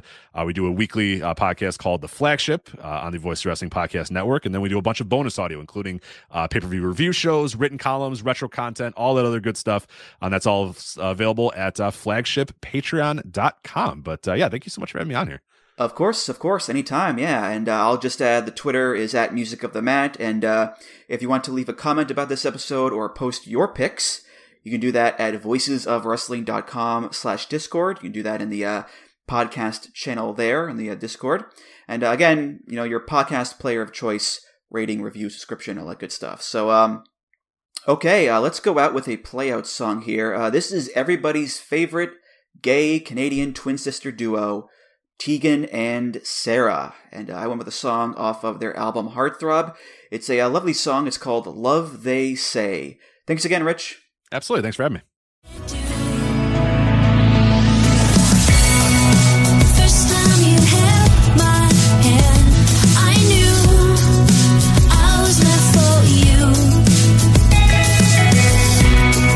The first time you kissed my lips, I knew I was meant for you. Love, they say there's only one love, the kind that's not undone. No, I know you are the one. Now they say you don't need to wonder if love will make us stronger. There's nothing love can't do. Now they say you don't need to worry, this love will make us worthy. There's nothing love can't do. I know they'll say that we're crazy.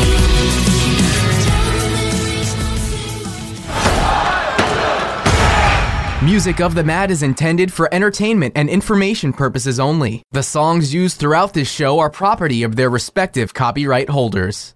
Hello there, everybody. It's me, Garrett Kidney, the co-host of You've Got to Be Kidding Me on the Voices of Wrestling Podcasting Network. And I am Liam Jones, my full name, and I'm also a part of the Voices of Wrestling Podcasting Network as a co-host for You've Got to Be Kidding Me.